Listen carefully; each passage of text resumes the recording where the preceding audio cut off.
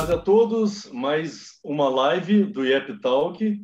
Hoje traremos o assunto manutenção em centrais de refrigeração por amônia, tá? E estamos trazendo o Jurandir Januário, da GTEC, e ele é especialista na área. Amanhã teremos, então, esse link diretamente no nosso canal do YouTube. Basta se inscrever no canal youtube.org.br e acionar o sininho para que, obviamente, você siga todos os vídeos, não só da Câmara Técnica de Mecânica, que é nossa, mas todas as demais câmaras técnicas, né? Em nome do nosso presidente Horácio Guimarães e o nosso diretor técnico Ferruccio, tá? Agradecemos a presença de todos. E agora o Giancarlo Fedalto, que é o coordenador do nosso departamento, né, a nossa Câmara Técnica de Mecânica, vai fazer a apresentação do nosso palestrante de hoje. Em relação à questão das perguntas, você tem a aba QEA, Question and Asks. Então, por favor, o evento será realizado das 17 às 18 horas e das 18 às 18h15, no máximo 18h20, vão ter as perguntas. Então, eu serei moderador, eu lerei as perguntas formuladas por todos vocês, diretamente para o palestrante, que responderá como foi feito ontem. Ok? Muito obrigado. Giancarlo, vamos lá. Boa tarde a todos. Em nome da Câmara Técnica de Engenharia Mecânica e todos os colaboradores, agradecemos a participação de todos. O nosso palestrante, o Jurandir Januário, diretor-geral da GTEC, lá de Londrina, está fazendo agora uma apresentação muito boa para nós, e eu espero que todos aproveitem, porque o conhecimento dele é muito vasto. Muito obrigado. Jurandir, toda a sua palavra. Tá, joia. Obrigado pela apresentação, Giancarlo. Obrigado pela oportunidade IEP, novamente, né? Estamos aqui fazendo a segunda rodada de palestra, tivemos uma ontem. E agradeço, então, novamente ao Moura, a equipe de apoio, pela oportunidade. E, enfim, vamos tocar a apresentação, que é mais um tema interessante. Eu acredito que vai ter pode ter uma boa utilização aí para o pessoal que acessar o material e que estiver nos assistindo. Deixa eu compartilhar minha tela, só confirmar se vocês vão...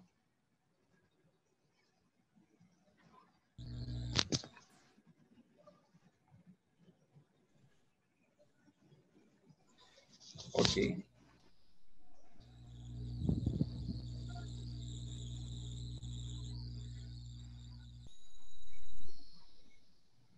Tá na tela? Acho que sim. Sim, né? Certinho. Tá, joia. Bom, então o tema hoje foi nos solicitado aí, de comum acordo, nós definimos como um tema relacionado à manutenção em centrais de refrigeração por amônia. Então, assim, quando a gente fala do assunto manutenção, nós já estamos abrindo um leque muito grande aí de discussão e poderia fazer algumas rodadas de palestra só sobre o tópico em si, né? Quando a gente joga esse assunto dentro da refrigeração, abre outro leque, né? E quando a gente joga isso dentro da refrigeração por amônia, abre mais um leque. Então, é um assunto bem vasto, bem complexo, né? Existem treinamentos aí muito extensos relacionados ao tema, e por isso, então, eu já até justifico, é uma apresentação bem condensada, bem teórica, mas que ela pode ser desmembrada em subtemas e ganhar um efeito mais prático a partir dos subtemas que nós definimos, e já fica aqui a nossa predisposição em estar fazendo novas rodadas aí mais direcionadas, dividindo um pouco melhor os assuntos relacionados a esse tema. Falando um pouco do meu currículo, o Giancarlo já deu uma breve apresentação, mas, enfim, eu sou um engenheiro mecânico formado pela Universidade Federal do Paraná, sou da turma de 95, me formei em agosto de 99, Então, lá se vão 21, 22 anos quase no mercado de trabalho. Fiz uma especialização em produção industrial na Universidade Estadual de Londrina, em 2001, faz muito tempo já. Um pouco antes de eu ir para a área de vendas, né? Eu comecei a trabalhar na área de vendas em 2003, 2004. Em 2007, eu fiz um MBA em gestão comercial por conta disso. Ainda em 2007, eu assumi cargo de gestão já dentro de uma multinacional e desde lá eu venho coordenando grupos multifuncionais e desde sempre, né? Ou seja, desde o meu estágio lá na época da universidade, eu venho trabalhando na área de HVACR. Né? No início mais focado em refrigeração, do meio para o momento atual, focado na área de tratamento de ar e refrigeração. Então, houve uma composição aí, de disciplinas ao longo da minha carreira. Em 2011, eu encerrei minha carreira como executivo dessas empresas e fundamos a Ecotec, inicialmente baseada em Curitiba, uma empresa focada em produção de equipamentos para tratamento de ar na área de desumidificação industrial.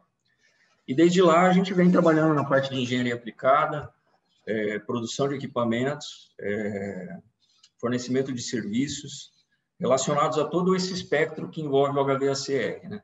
Então a gente vai desde a parte de climatização, passando pela parte de ventilação, filtragem, condicionamento do ar completo, controle de umidade e refrigeração, né? E daí quando a gente pega a refrigeração, você começa a abrir o leque que eu comentei há pouco, né? Tem a parte de refrigeração comercial, a parte de refrigeração industrial leve, a parte de refrigeração industrial pesada, que é onde se utilizam os sistemas com amônia, né?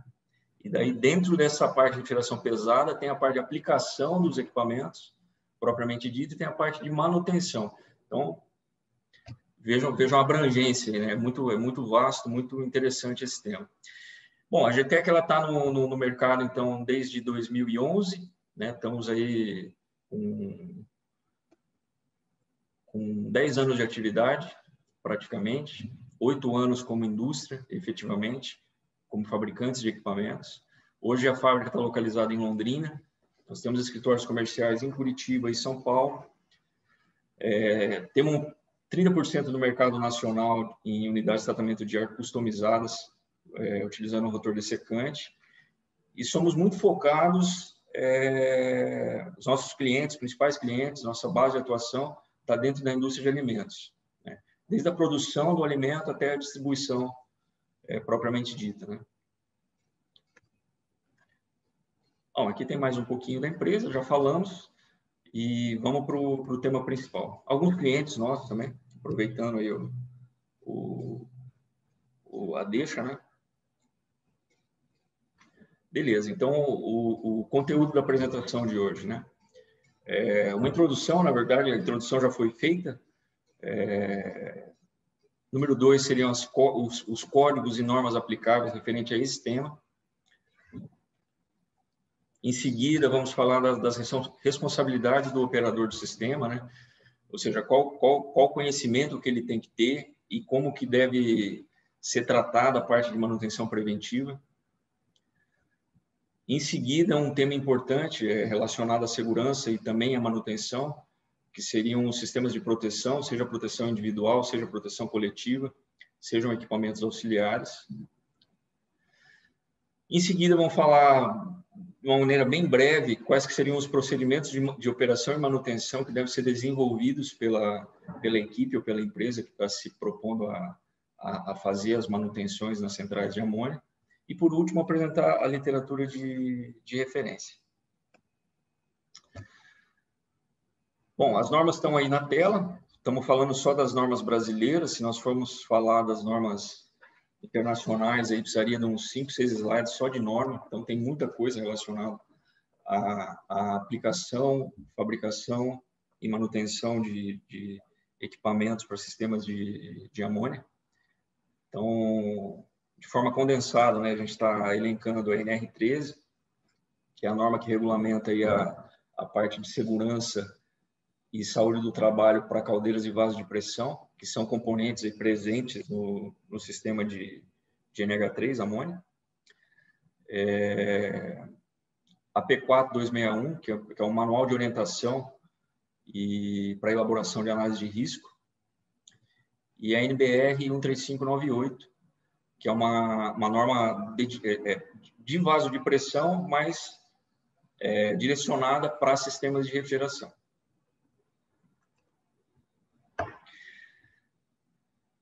Então, falando um pouquinho de sistemas de amônia, né, antes da gente entrar na parte de manutenção, qual que é o aspecto principal aí de aplicação e quais que são as veias de conhecimento aí que devem ser aplicadas com esse tipo de fluido, né? Então, a amônia, a gente costuma falar o seguinte: a amônia é o fluido mais eficiente que existe para sistemas de refrigeração. Então, quando a gente vai conceber um sistema de refrigeração, um dos itens que são considerados nesse dimensionamento e nesse conceito de projeto é que tipo de fluido refrigerante vai ser usado. Então, se você considerar todos os fluidos presentes no mercado hoje e fizer uma análise de qual que é mais eficiente, a amônia vai ser o mais eficiente, com certeza. Mas por que a amônia não é usada em sistemas de pequeno porte ou de médio porte, né? Exatamente porque tem algumas características que a deixam apta a ser aplicadas em sistemas de médio e grande porte. Então, fica muito complicado da gente usar a amônia NH3 para sistemas de pequeno porte, né? Então, quando você começa a lidar com amônia, você tem uma série de quesitos relacionados a dispositivos de controle, componentes de segurança, operação e manutenção em ambiente controlado, que são muito rigorosos, muito específicos. Então, normalmente, a amônia é usada em sistemas de grande porte. Frigorífico, grandes centros de distribuição, fábricas de alimento, né?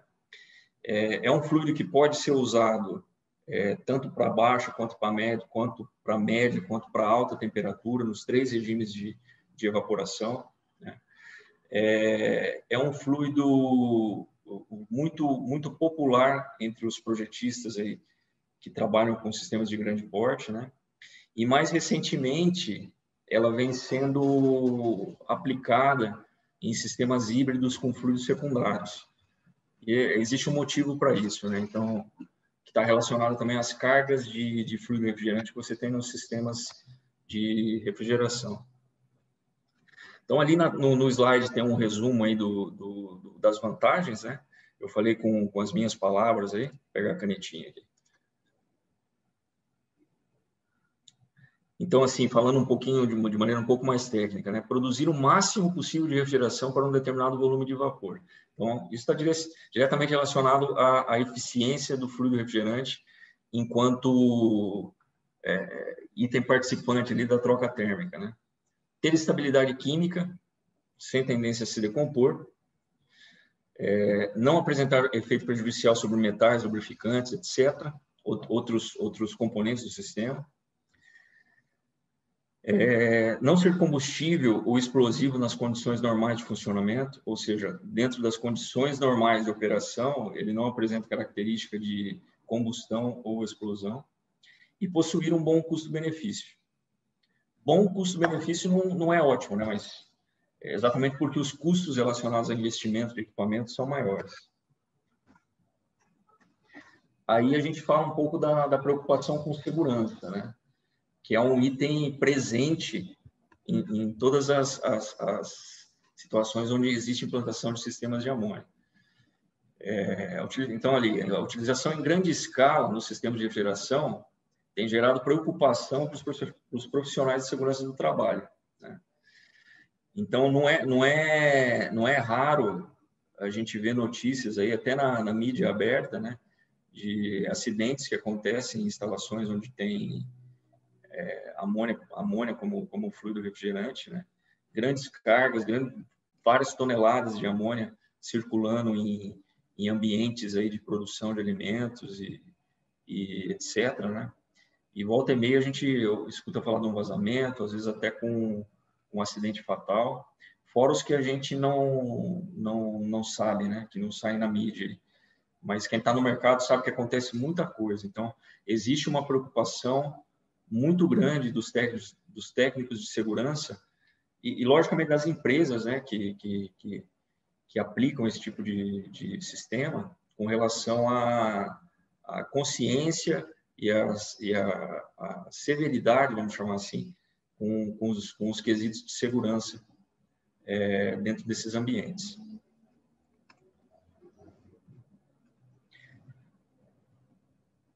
Então, o operador do sistema, a pessoa que está na manutenção, ou que está coordenando a equipe, ou é membro da equipe, que vai operar uma central de amônia, né? Como que é a qualificação? Como que deve ser a qualificação dessa pessoa, né? Inclusive, existe um guideline de boas práticas, documentos técnicos específicos que falam desse tema, né? Ou seja, quais as qualificações que essa pessoa deve ter, né? Então, obviamente, tem que ter um treinamento específico para lidar com esse tipo de sistema. Tem que ter um programa de reciclagem educacional contínua, ou seja, periodicamente deve ser feito uma reciclagem, uma atualização desse treinamento. E, principalmente, né, na minha visão, ele tem que ter um conhecimento pleno dos fundamentos básicos de refrigeração. Então, ciclo de compressão a vapor, o ciclo de refrigeração em si, a relação entre pressão e temperatura do fluido refrigerante, ou seja, como que ele se comporta num regime de baixa temperatura, como que ele se comporta num regime de média temperatura, como que ele se comporta num regime de alta temperatura, como que ele se comporta confinado na casa de máquina, gerando um fluido secundário, quais são os dispositivos e a característica de cada componente que está presente no sistema, né? Então, tem que ter esse conhecimento, que é o terceiro item aí, né? Funções e características principais dos componentes de refrigeração e os aspectos envolvendo a sua segurança. E assim, quais são os deveres desse operador, né? Falamos das qualificações e quais seriam os deveres desse operador. Ele deve operar o sistema de maneira segura, conforme os requisitos de projeto e dentro das faixas limites de operação. Então, assim, novamente, né? Projeto. Existe um projeto que foi concebido, é um projeto conceitual de equipamentos, seleção dos equipamentos, e foi montada uma central e foi feita uma instalação para que o fluido circulasse pelas áreas onde eu preciso ter o controle de temperatura. E, então, assim, tem pré-requisitos de projeto. Quais são os limites de operação? Em quais pressões que devem trabalhar? Né? Seja o trocador de calor, seja o compressor, seja o trocador de calor que está lá dentro do ambiente. Então, assim, tem que ser seguido, né? Não adianta ele querer fazer uma regulagem, um acompanhamento fora dos pré-requisitos de projeto. Então, o projeto existe para isso. Então, ele deve seguir os requisitos de projeto. Conhecer a função e operação de cada componente do sistema. Então, assim, você está responsável em operar um sistema de refrigeração por amônia, você tem que saber qual que é a função e como é que opera um compressor. Você tem que saber qual que é a função e como é que opera uma válvula de controle. Você tem que saber qual que é a função e como que está inserido ali aquele vaso de pressão, aquele tanque de líquido, aquela trocador de calor para fazer a condensação do circuito de alta pressão. Então, você tem que entender para poder saber operar, né? Senão, é a mesma coisa que você dirigir um carro sem ter conhecimento de como é que faz isso. Não tem condições, né? E entender a operação combinada entre os vários componentes do sistema. Exatamente, né? Como os componentes funcionais interagem entre si, né? Falando um pouco dos componentes. Então, o primeiro deles, é complicado de falar principal, né? Mas o compressor ele seria o coração, né? Quem bombeia o fluido através do sistema. Então, existem modelos específicos de compressor para aplicação com com esse tipo de fluido refrigerante, né? Então, existem diferentes tipos de compressor também para diferentes capacidades dentro desse tipo de refrigerante, né? Existem limites operacionais relacionados à pressão e temperatura e rotação. Existem controles de segurança que protegem esses limites, né? E vamos citar aqui, de forma bem breve, os principais elementos de controle que estão inseridos dentro do compressor. Então, existe pressostato de baixa, pressostato de alta, ou seja, para linha de sucção e para linha de descarga. Existe pressostato para medir a pressão diferencial de óleo, do óleo lubrificante. Existe pressostato para linha de descarga, alta temperatura. Para baixa, que monitora alta e baixa temperatura na linha de descarga. Temperatura de óleo, sensores para temperatura de óleo e sensores para temperatura para corrente do motor elétrico. Né? E, logicamente, dependendo da peculiaridade de cada compressor, existem controles específicos, né? Dependendo de cada modelo, de cada tipo de compressor. Válvulas de controle. Então, saindo do compressor, avançando um pouquinho nos componentes, vamos falar das válvulas de controle. Qual que é a função das válvulas de controle, né? O próprio nome já diz, né? Ela tem a função de regular a pressão automaticamente, porque tem um controle embutido por trás disso. Regular de forma automática a pressão, a temperatura e a vazão do fluido refrigerante nos vários componentes do sistema.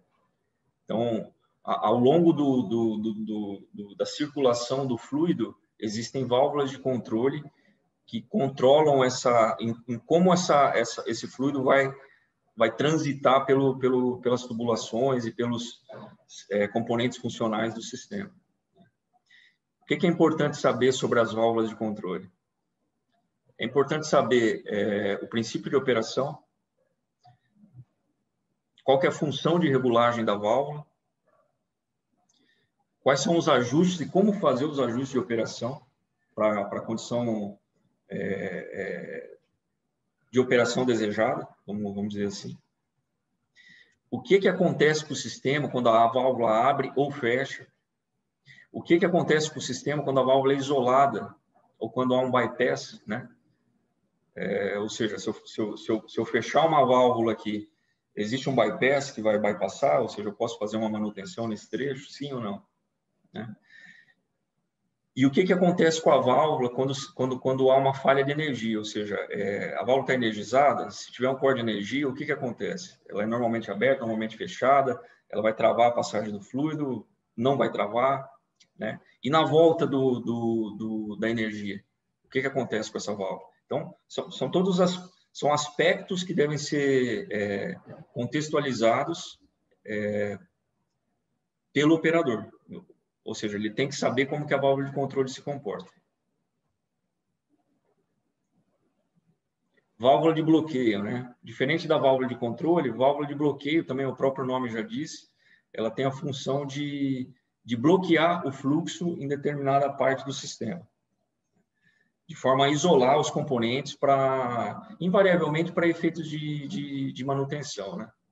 Então, eu vou fazer manutenção num trocador, eu tenho válvula de bloqueio antes e depois do trocador, é um circuito de bypass.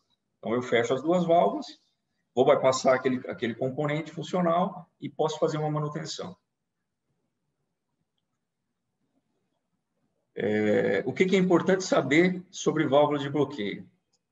Dentro do projeto, onde que cada válvula está instalada, o que acontece com o sistema quando a gente abre ou fecha essas válvulas, e qual que é a posição normal de operação da válvula.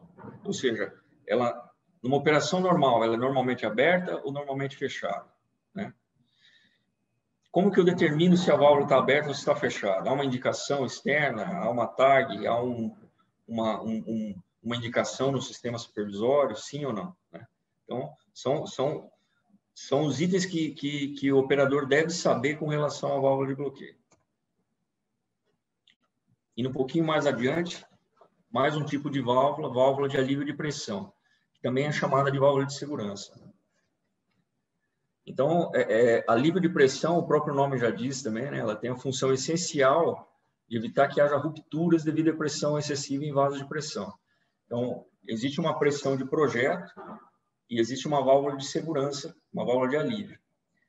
Se por acaso tiver algum comportamento atípico no sistema que provoque um aumento da pressão dentro desse vaso, né, essa válvula é um componente de segurança que vai dar o alívio de maneira que proteja a integridade mecânica do componente dentro do limite de projeto, de operação. E o que o operador deve saber? Né? A localização das válvulas, o ponto de ajuste, isso é muito importante, né? Se ela é uma válvula de alívio, eu tenho que saber o range que eu vou ajustar ela. Não adianta eu ajustar nem para mais, para ela não fazer o alívio, e nem para menos, para fazer o alívio antes da hora, né? Então, a válvula deve ser tagueada, deve ser identificada. Qual componente, qual vaso de pressão ou qual tubulação que ela está designada a proteger, né? E qual que é a ação, ou seja, numa condição de desvio que deve ocorrer para que a válvula eventualmente venha a atuar, né? Eu estou com um problema de alta pressão num vaso e a válvula, por algum motivo, não atuou, né? Qual que é a ação de contingência que eu tenho que fazer para que eu consiga manualmente fazer essa válvula operar? Próximo item muito importante, né? A parte de controles elétricos e eletrônicos. Então, o sistema de refrigeração uma malha, existe uma malha muito grande de componentes elétricos e eletrônicos para que fazem parte e faz o sistema funcionar de forma adequada, né? Então, lá no quadro elétrico, né, eu tenho componentes de força, né, disjuntores, relés, temporizadores, a parte de comando. Então, eu tenho CLP, eu tenho, enfim, malhas de controle, tenho IHM muitas vezes, tenho sistema supervisório integrado, né? Eles podem estar localizados numa casa de quadro elétrico, pode estar localizado numa central de controle com sistema supervisório. E na verdade, é onde o operador efetivamente fica, né?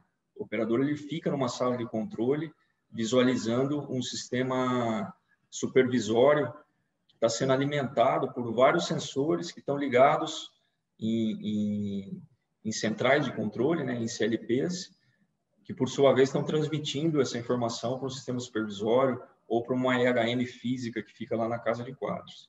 Então, o operador ele sempre está olhando ali tudo que está acontecendo no sistema, né? Então, como está a pressão de alta, como está a pressão de baixa, os compressores estão ligados, os condensadores estão atuando, qual válvula que está aberta, qual que está fechada, existe alguma coisa em alarme, existe alguma válvula de segurança que atuou, enfim, todos os sinais estão ali, né? E é responsabilidade do operador conhecer, né, plenamente, né? Então, a gente segue aqui no slide. Qual o propósito de cada controle? Né? Qual componente ou parte do sistema cada controle é designado para proteger? O que faz no caso de falha de energia? Né? Então, tudo isso faz parte do dia a dia e o operador tem que conhecer plenamente, né, tudo isso.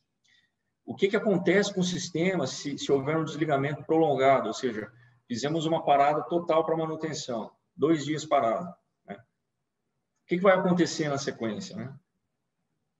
Como que eu desligo o sistema, ou seja, qual que é a sequência de operação para o desligamento completo do sistema? É uma chave liga e desliga? Não é, né? Então, existe uma série existe uma sequência de eventos que tem que acontecer para que esse sistema seja desligado de forma correta. E mesma coisa ao contrário, né? Qual que é a sequência de operação para fazer a entrada do sistema depois do desligamento? Como aliviar o sistema devido a uma elevação de pressão provocada por uma parada do sistema durante uma falha de energia? Enfim, uma série de coisas que são muitas coisas, mas assim, se não souber uma, está com problema. O operador ele tem que ser extremamente fiel e extremamente conhecedor de todos os detalhes para que possa estar responsável e tomar as ações necessárias no sentido de operar e manter um sistema desse porte.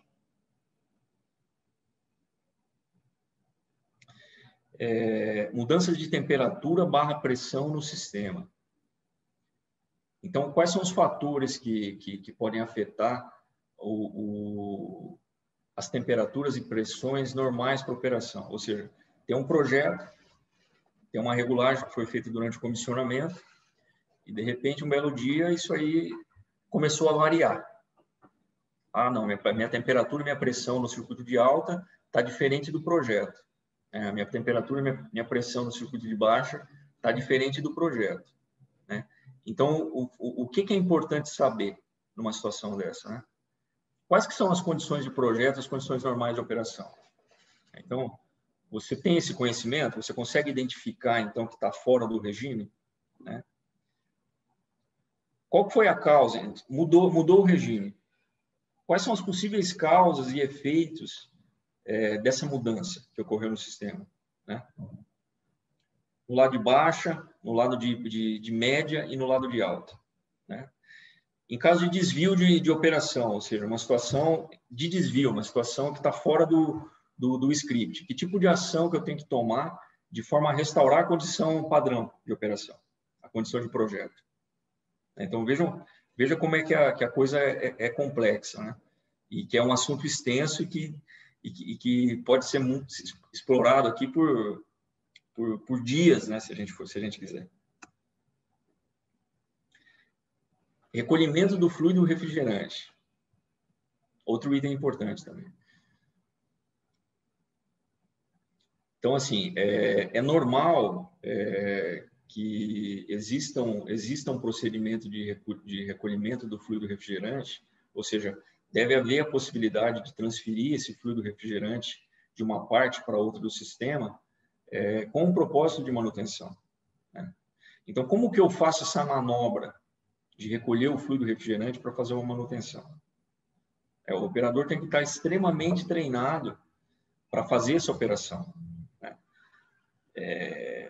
Quais válvulas estão envolvidas? Qual que é o roteiro? Qual que é a sequência de ações que eu tenho que tomar para fazer esse recolhimento? Né? Além disso, o que mais que ele deve saber? Né? Qual a ação que deve ser tomada quando houver uma elevação de pressão no sistema?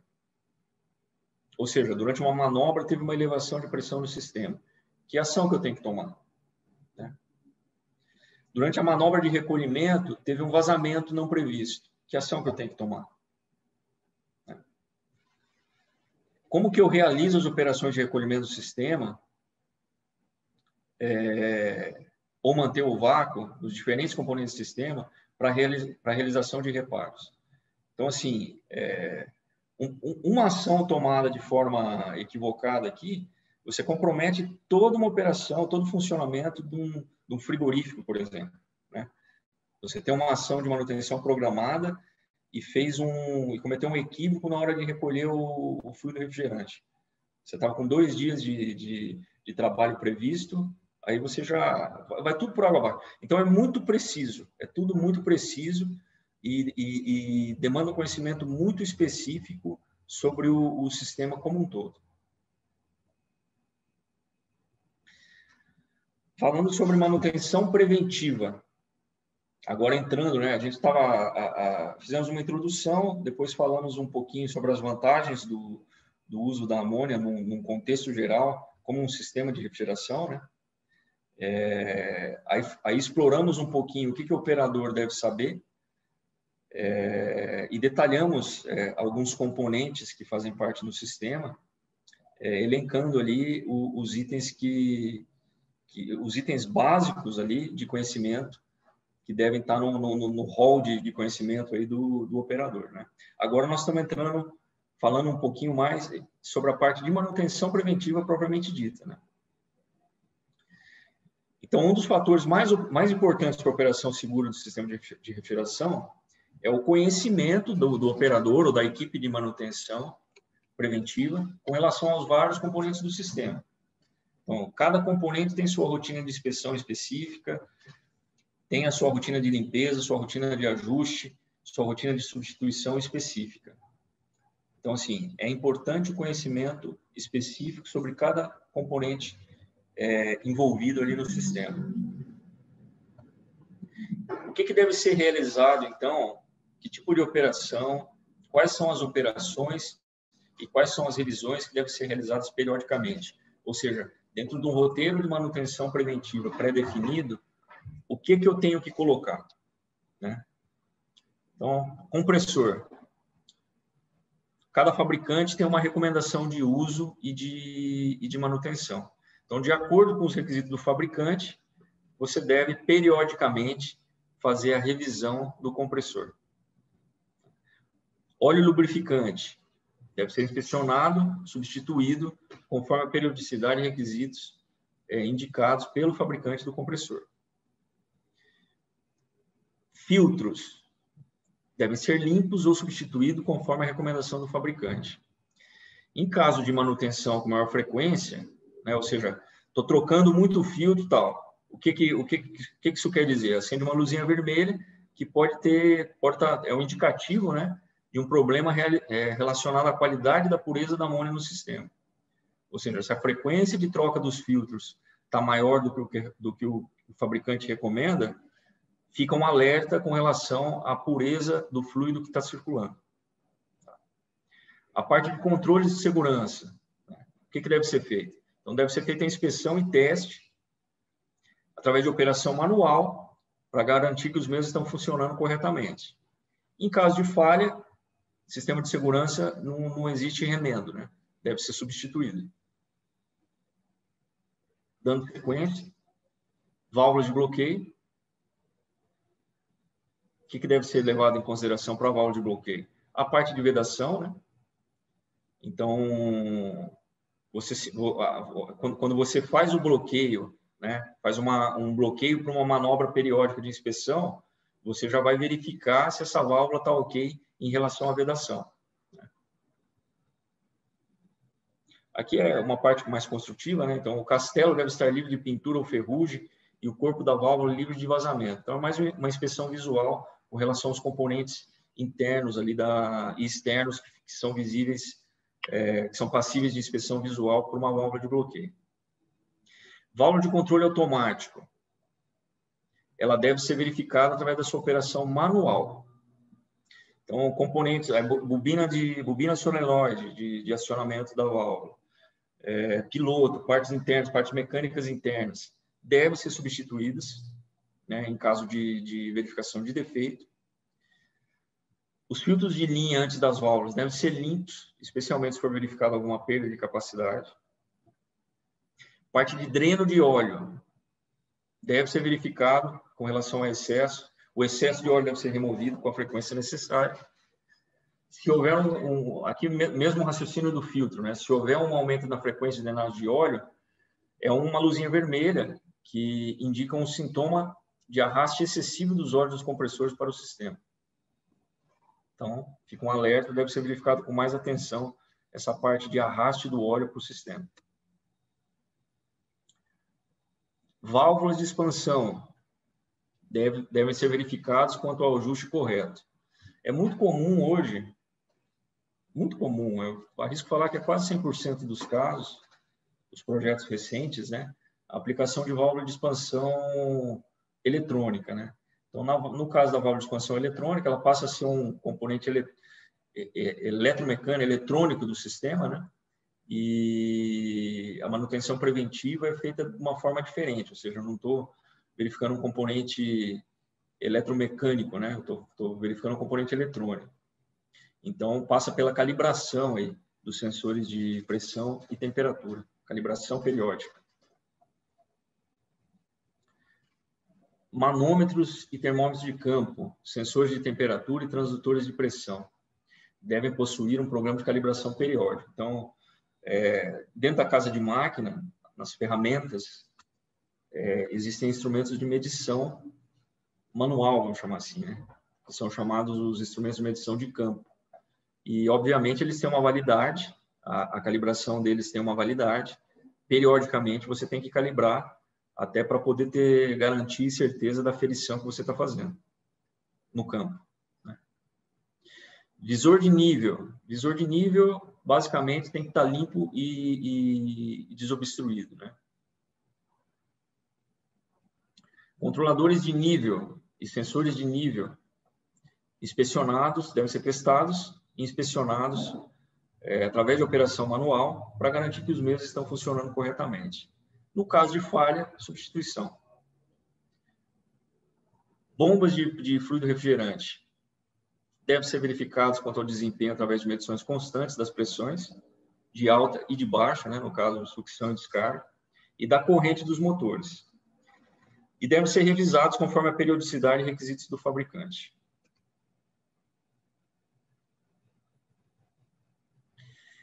Equipamentos de proteção individual e coletiva. A gente vai falar daqui a pouquinho especificamente sobre isso, né? Mas faz parte do roteiro de manutenção preventiva, né? Então, prestar atenção nos EPIs e nos EPCs.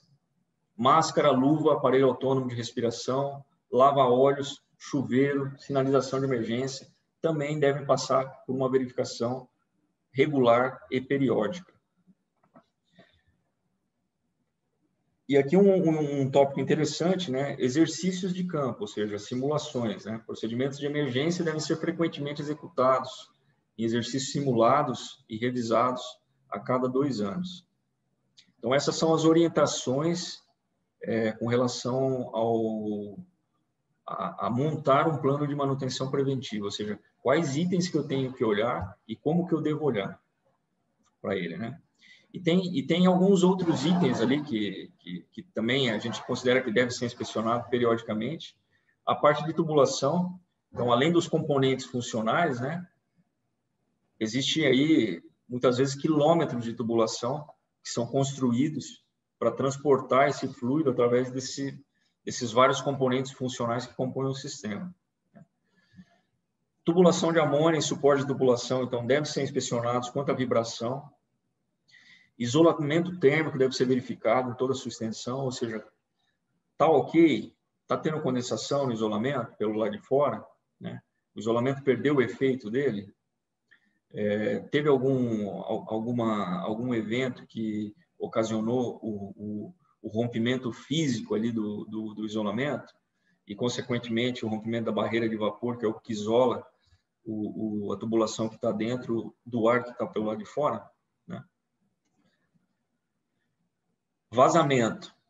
Então, vazamento não só no sistema de amônia, qualquer sistema de refrigeração, não pode ter vazamento, né? Tem vazamento, tá ferrado. Não tem outro caminho. Então, caso seja verificado traço de óleo em conexão flangeada ou próximo à válvula, ou se perceber o odor da amônia, né? Isso aí é indicativo de que está tendo ali um vazamento. Pode ser pequeno, pode ser médio, pode ser grande. Então, você tem que verificar ali essas conexões e essas válvulas para saber o porquê que está vazando, né? Tem que trocar a conexão, tem que trocar só a parte da vedação,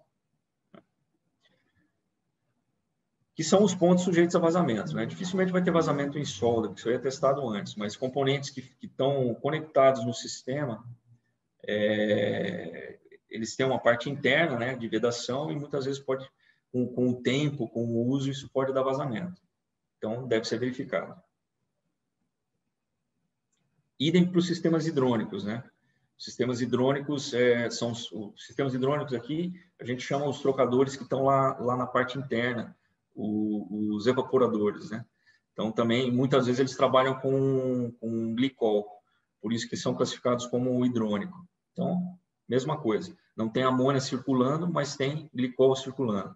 Então, deve ser verificado com relação à possibilidade de vazamento. Agora, falando dos EPIs. Aqui é chovendo molhado, né? EPI é EPI, não tem o que fazer. Segurança é a regra número 1 nas grandes empresas aí. E sistemas de amônia estão presentes, são sinônimos aí de médias e grandes empresas, né? Já remetem naturalmente a isso. Então, existe um cuidado, uma fiscalização muito grande com relação a isso, né? A gente enquanto empresa, prestador de serviço de clientes de grande porte, a gente passa por validações muito pesadas de segurança, né? Então, assim, o funcionário está usando os EPIs, né? Qual a área que ele vai trabalhar ali? É uma área que é uma central de amônia que ele vai prestar manutenção? Então, assim, tem que ter o capacete, tem que ter o óculos, tem que ter a bota, tem que ter a capa, tem que ter a luva de neoprene para proteção corporal contra a radiação, né? Objetos em queda, enfim.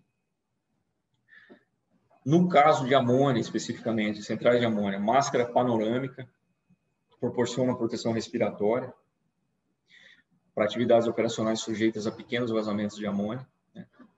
Equipamento de respiração autônoma, ou seja, a respiração mecânica, né? Que o pessoal chama. Então, assim, num caso de resgate de pessoas intoxicadas ou um momento que você está entrando num ambiente que está completamente crítico ali, né? Então, um local confinado, então você tem que ter esse equipamento de respiração autônomo, porque é impossível você respirar dentro do ambiente que você está entrando. E as roupas de proteção com classificação A, nível A, né? Seria o macacão de PVC ou borracha clorobutílica, botas, luva de neoprene ou borrachas incorporadas ao macacão, que daí vai proporcionar total proteção corporal para os casos onde há necessidade de controlar vazamentos de amônia líquida, ou seja, amônia no estado líquido. Equipamentos de proteção coletiva. Aqui, basicamente, são os chuveiros de emergência e lava-óleos, né? Que devem ser instalados próximos às saídas de sala de máquinas, né? E a manta para fogo e maca, cobertor, o estojo de primeiros socorros, garrafa de oxigênio com máscara. Então, isso aí deve ser mantido nos abrigos apropriados e com fácil acesso para a brigada de emergência. Então, temos os EPIs, proteção individual, e os EPCs, proteção coletiva. Todos listados aí. E aqui também tá no slide aí a parte de equipamentos auxiliares, ou seja, além dos equipamentos de proteção propriamente dito, seja individual, seja coletiva, né? Quais equipamentos auxiliares que fazem parte do contexto, né? Então, um rádio portátil para comunicação, biruta com iluminação noturna, né? Instalado em pontos estratégicos da instalação, elementos de sinalização os mais diversos possíveis aí, né? Incluindo aí a parte de cone reflexível, as fitas com isolamento reflexível, né? Placa de aviso, bandeirola de sinalização, e aí vai, né? Lanterna, megafone, ventilador, gerador, detector eletrônico de amônia, portátil, e por aí vai. Então, veja uma quantidade de equipamentos, seja de uso para proteção individual, seja de uso para proteção coletiva, ou sejam equipamentos auxiliares aí, mas que também fazem parte do contexto de proteção. Tudo isso dentro do contexto da apresentação, que é manutenção em centrais de amônia. Então, é um assunto bem complexo mesmo. Procedimentos de operação e manutenção. Então, quais são os procedimentos operacionais que eu tenho que desenvolver e deixar isso como uma bíblia de referência ali para o pessoal que vai tomar conta desse departamento, dessa ação, vamos dizer, né? Essa ação de operação e manutenção. Então, detalhando, né? Tenho que ter o procedimento de drenagem do óleo acumulado em vaso de pressão. Tenho que ter o procedimento de recolhimento de amônia, seja no vaso, ou seja em um trecho específico do sistema. Tenho que ter um procedimento de como fazer o esvaziamento total do vaso de pressão ou de trecho do sistema para manutenção.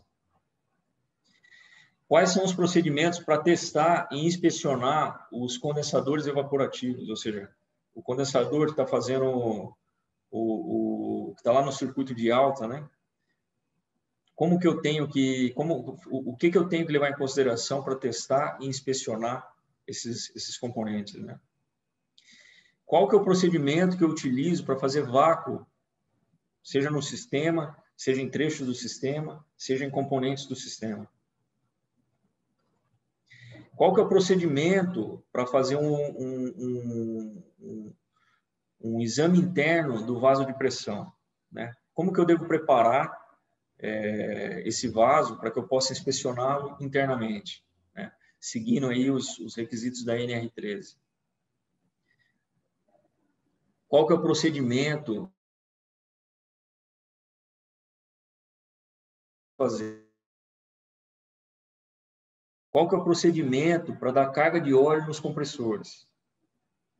Qual que é o procedimento para fazer a calibração de campo? Ou seja, o que eu devo fazer? Eu devo mandar para uma empresa calibrar? Eu devo mandar para um laboratório de metrologia dentro da minha própria empresa? Quais são os pontos de calibração de cada instrumento? E assim, por fim, né, quais são os procedimentos sobre a manutenção geral do sistema? Então, assim, ó, cada linha dessa aqui, que está no slide, cada linha dessa aqui, ela abriria um slide que a gente teria aqui mais 20 minutos de conversa por item, né? Então, eu volto a dizer, né, a palestra de hoje está sendo considerado aqui, está sendo resumido em tópicos e de forma bem sintética, né, o que deve ser considerado no contexto de manutenção para centrais de amônia. Mas se a gente começar a pegar cada item que nós estamos falando e dividir em subitens, nós temos tema aí para várias palestras aí junto com o IEP. É um sistema muito vasto, né? Se a gente for falar só de compressor, é uma palestra. Se a gente for falar só de condensador, é outra palestra, né? Do componente em si, né? Se eu for falar dos procedimentos, assim, qual que é o procedimento para fazer manutenção, que nem eu tenho aqui, né? Procedimento de carga de óleo nos compressores. É quase que uma outra palestra. Então, é um tema muito vasto, né? Então, é bom deixar isso bem claro para os participantes e para o pessoal que vai acessar esse material depois, né? De que seria praticamente a palestra de hoje é como se fosse um índice para a gente preparar palestras mais detalhadas sobre cada assunto no futuro. Então, eu estou encerrando hoje, tomei cuidado para não estourar o tempo, igual ontem, né? Igual eu falei para vocês, né? Eu considero essa apresentação uma apresentação como se fosse um índice de várias outras apresentações, que daí a gente pode detalhar melhor e mostrar esquema, mostrar imagens e falar um pouco mais detalhadamente sobre cada assunto, né? O tempo é curto, a gente tem que condensar e, infelizmente, né? Infelizmente, eu queria falar horas aqui, mas aí vamos ter que coordenar isso junto com o IEP aí, para poder dar sequência e não ficar com essa cara de que faltou informação, que é bastante. É verdade, podemos, cada tópico, fica aí a dica, né, como você mesmo disse, cada tópico nós podemos desenvolver, sim, uma palestra específica em cada tópico, como praticamente todo esse material, Jurandir, já te mandei os links da apresentação de ontem, né, já ficaram prontos, mandei, é eterno, então, é como se fosse um e-book, né, você vai lá, busca informação, puxa, como é que faço para fazer essa parte de aferição do material de medição, né? Exato. E vai lá, tá tudo pronto já, mastigadinho, né? Eu creio que esse é o caminho, tá? É uma introdução, né, amor? É uma introdução, é uma apresentação geral sobre manutenção, né? O que está envolvido dentro dessa palavra manutenção para sistemas, né? Para esse tipo de sistema. Então, exatamente. É um assunto muito vasto, muito vasto. Fazer manutenção numa maquininha de café expresso, talvez ocupe 50 minutos. Você imagina uma manutenção numa central de amônia, né? Então, é um assunto bem vasto, mas muito interessante, né? Sim. Novamente, a gente se coloca à disposição para não ficar com esse gostinho aí de mas falou, mas não falou. a gente tem que tentar explorar um pouco melhor, né? Para poder deixar os associados com material mais concreto, mas aí subdividido, né? Exato. A mensagem Aí final até para você vocês é essa. poderia fazer assim, olha, Moura, eu gostaria de fazer nessa sequência aqui. E aí a gente vai encaixando isso ao longo das semanas, e aí vamos gerar um material completo em áudio, né? Já definido áudio e vídeo, já definido cada um dos tópicos, né? E é interessante porque cada unidade de abate frigorífico, né? Pelo menos que eu passei na minha vida profissional, a gente vê uma grande central de amônia, né?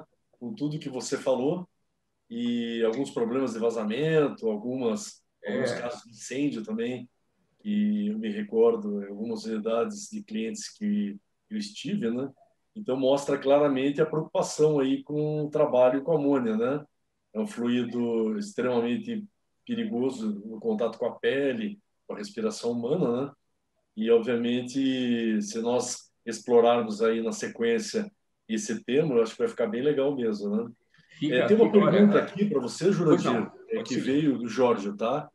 O Jorge está perguntando aqui, Jurandir, existe algum laudo padrão para compressores, no caso, para uma avaliação ou perícia? Sim. Existe um laudo padrão, mas a partir do laudo padrão, né, cada qual faz uma adaptação de acordo com o tipo de compressor ou de acordo com o fabricante do compressor. Uhum. Então, existem características específicas, né? A Bemec aqui está perguntando, a Regional Paraná, que tipos de problemas podem gerar vazamentos de amônia dentro do ambiente industrial? Nossa, assim, aí é uma pergunta até meio complicada de responder, mas basicamente problemas relacionados à saúde e segurança. Né? Saúde e segurança.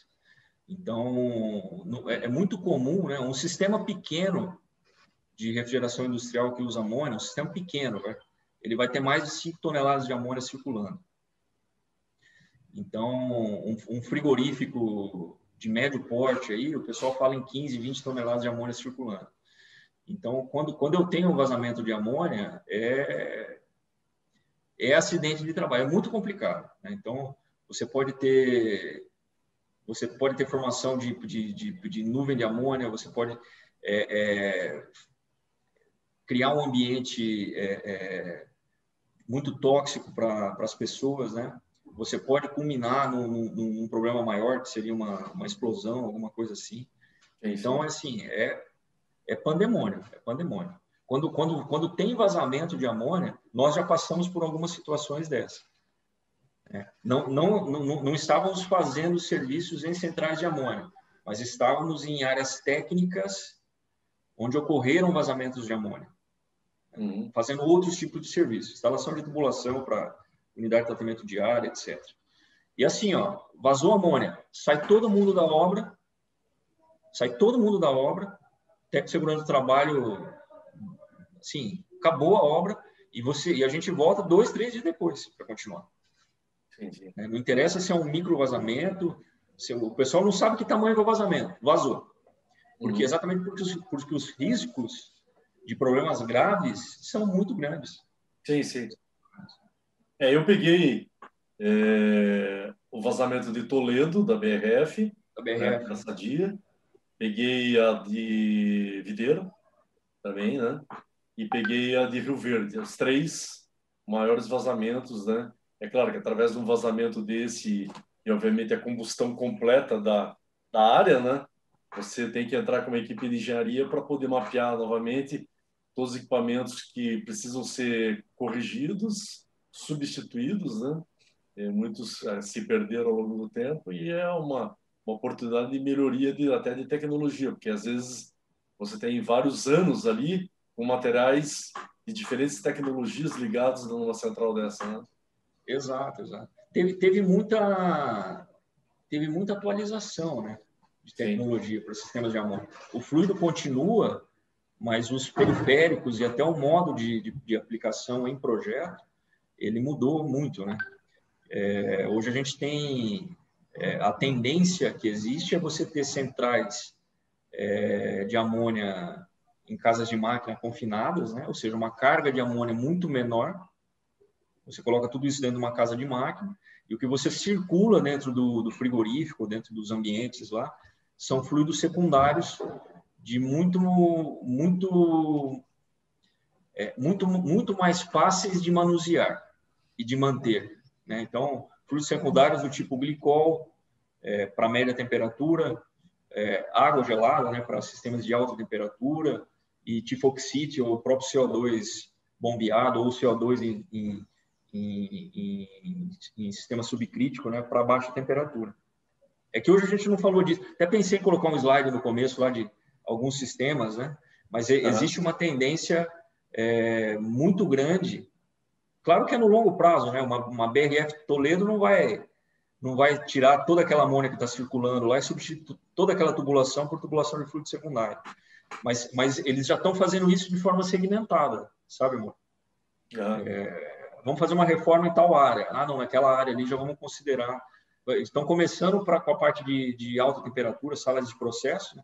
Trabalham entre 10 e 20 graus. E devem, na continuação aí dos projetos, eles devem começar a migrar para fluidos secundários.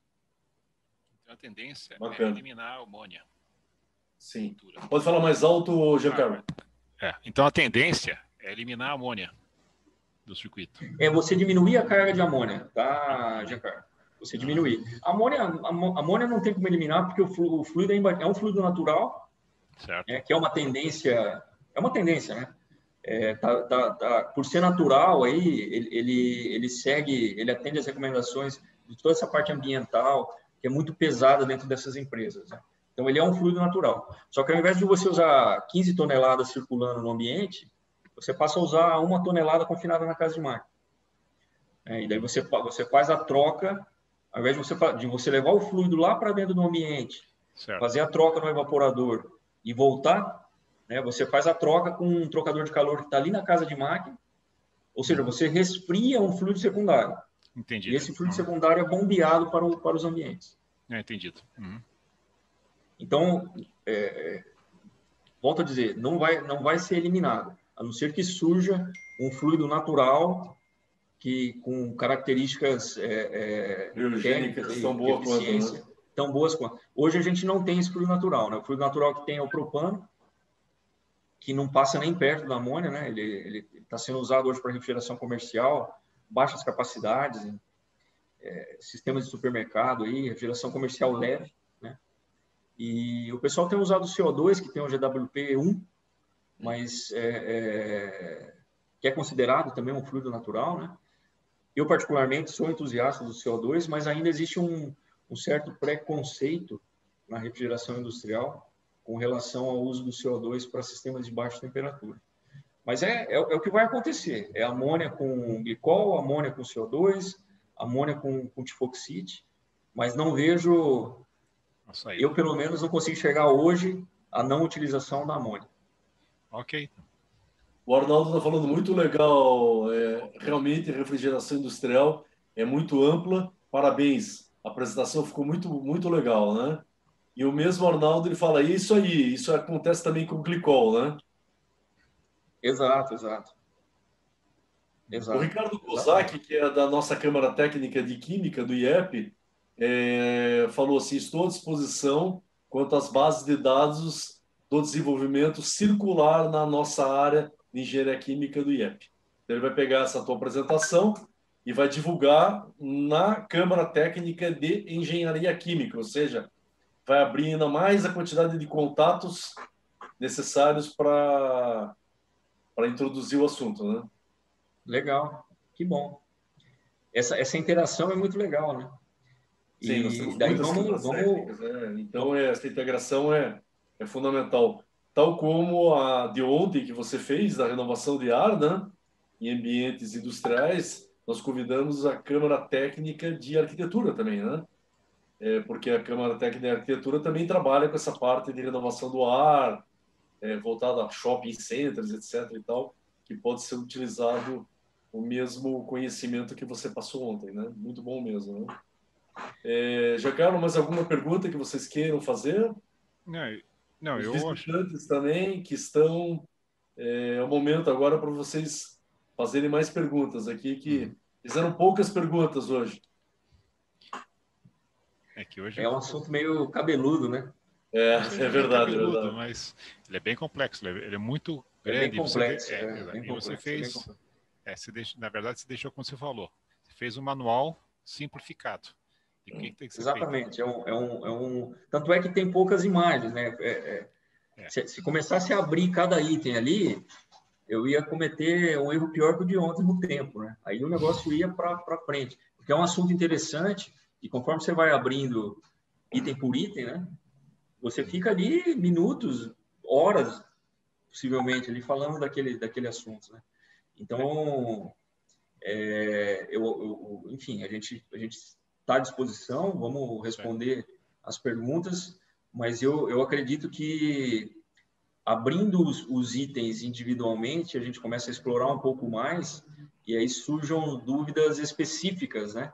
Sim. Porque quando a apresentação é muito genérica, ela é meio autoexplicativo, né? Não sobram muitas dúvidas. O legal é que essa é uma apresentação em linha geral, né? É uma spin-off. Você sai dela para ir para várias outras, né? Para fazer Exato. Mas ele é eu meio que provoquei isso, Moro. espinha Eu quero que você dorsal convide mais em vezes. relação à tecnologia, né? A ideia é que você fique convidando a empresa ou a minha pessoa para fazer mais palestras. Então, eu deixo sempre um finalzinho assim para complementar. Aí a gente faz mais uma. O que ficou bem claro é que você é um cara apaixonado por esse assunto. Isso é importante. Você gosta. Sim. É verdade. É um assunto muito legal. Né? Cada case de chão de fábrica é legal também, que você pode também, Jurandir, trazer, que é até o IEP, ele vem com ótimos olhos, né? Os cases de sucesso, né? Que mostra, ó, fiz isso, aconteceu isso, né? O investimento foi de tanto, assim, sabe? Porque nós temos muitos engenheiros também que trabalham na mesma área, né? E às vezes o que acontece? Eles têm alguma dúvida, né? Em alguma parte da apresentação, da explicação, e isso vai facilitar realmente a troca de informações oportunas. Ela está dentro do nosso grupo de palestrantes dentro do IEP, lá do CT de Mecânica, né? E ali dentro só tem autoridades sobre os temas, né? Então, legal. Essa troca de informações é extremamente importante e preciosa, né? Tanto a nível de clientes quanto a nível de tecnologia. Claro. A gente trabalha muito, a nossa empresa trabalha muito com base em estudos de caso, né? Então, base instalada, o que já foi feito, o que aconteceu lá naquele cliente, né? Que tipo de vantagem que... Seja vantagem operacional, ou seja vantagem energética, né? Que tipo de vantagem que surgiu a partir daquela aplicação. É um roteiro de trabalho que a gente usa muito na área comercial. É muito legal, né? Porque o estudo de caso a pessoa consegue visualizar ali, sem meias palavras ali, o resultado. Né? Sim, ele explica e vende. Explica e vende. Então... Essa é a vantagem, né? Claro. Jurandir, em nome do IEP, o nosso presidente Horácio, nosso diretor técnico Ferruccio, que não pôde estar aqui conosco, né? Eu sou diretor adjunto, né? Junto com o Fernando e mais o irmão do Giancarlo, que é o Ricardo Fedalto, né? Dando apoio técnico para todas as câmaras técnicas. É claro que a gente puxa um pouco uma brasa para a sardinha do Fedalto, do Giancarlo aqui. Nós somos também de formação na engenharia mecânica, né? Exato. E puxamos, mas também ajudamos ali com a equipe de mecatrônica, na parte eletroeletrônica também, que tem a ver, e vamos em frente, tá? Seja bem-vindo sempre ao IEP e vamos ver se fechamos outros cases de sucesso com você, tá bom? Gostaria, espero ter correspondido aí ontem e hoje, minimamente, aí a expectativa do IEP. E a gente se coloca novamente, né? Falei ontem, falando de novo, em meu nome, em nome da empresa, da equipe que trabalha junto aqui, que nós estamos à disposição e somos entusiastas desse tipo de interação. Então, contem conosco aí e vamos sempre tentar fazer um pouquinho melhor que o anterior, né? Nós fazemos parte também do PMOC da ABMEC a nível Brasil, né? Então, a tua apresentação já foi passada para o PMOC. Lá são 257 profissionais de todo o território nacional, né? A ABMEC é a Associação Brasileira de Engenharia Mecânica, qual Engenharia mecânica. convidada a participar, a nossa sede aqui em Curitiba, né? No sentido justamente de nós estarmos defendendo a causa do engenheiro mecânico, né? E realmente protegendo os bons profissionais e gerando realmente um entendimento melhor de como é que o cliente pode buscar empresas e profissionais especializados sobre determinados assuntos, porque a engenharia mecânica é muito ampla, né? Veja, você trouxe dois assuntos totalmente diferentes entre si, ontem e hoje, né? Da mesma maneira que nós temos 64, 70 setores diferentes dentro das especialidades da engenharia mecânica e, obviamente, a ABMEC está de olho em todos, né? No sentido de estar preservando a profissão, né? Que tem sido burlada por muitas outras profissões que querem pegar parte da nossa carga de trabalho, né? Como você sabe também, os técnicos recentemente ganharam lá em Brasília uma parte significativa da nossa profissão, né? Então, nós temos que tentar reverter isso. A ABMEC tem que tentar reverter. Essa finalidade, né? Defender a classe. Nós, como você mesmo falou, você fez federal, eu também fiz, né? E nós temos que defender o nosso espaço, né? Nosso espaço de trabalho. Tem que defender, tem que defender. Legal? Cada um tem o seu espaço, né? Deixa a gente com o nosso e eles ficam com o deles e tá tudo certo. O Giancarlo já faz parte também, também o nosso associado, né? Dentro do espaço, e a finalidade é justamente a gente poder agora, com as ABMECs a nível Brasil, né? Tá podendo divulgar. E acima da ABMEC tem as FENEMs, né? Que é a federação, né? E aí a mesma coisa que você tem o CONFEA da engenharia, né? E tem os CREAs embaixo, a ABMEC também tem o FENEM. Então, você veja só a quantidade de cursos que vem para nós toda semana na área de engenharia é muito vasto, muito, muito interessante mesmo, né?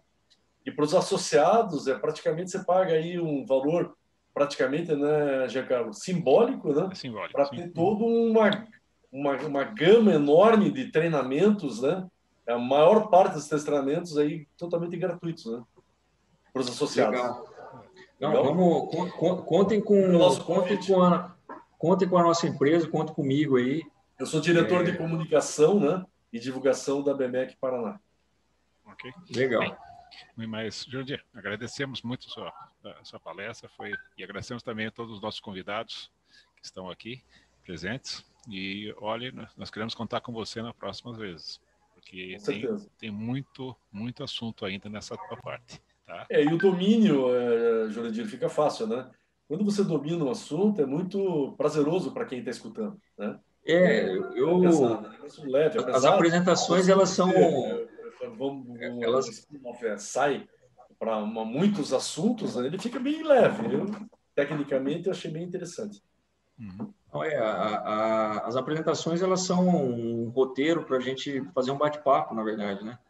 A preparação para a apresentação na hora que eu coloco o slide, eu começo a falar, né? Então, exatamente porque é um assunto muito familiar para mim, para nós aqui na empresa, né? Então, até peço desculpa se eventualmente cometi algum equívoco, eu falei muito rápido, muito devagar, mas esse é o nosso jeito de apresentar. Perfeito. Foi excelente. Obrigado, Jurandir. Um abraço a todos vocês. Tchau, Giancarlo. Tchau a todos. Até mais. Obrigado a todos os participantes. Obrigado. IEP Talk. Um abraço. Até mais. Valeu. Um abraço. Tchau, tchau.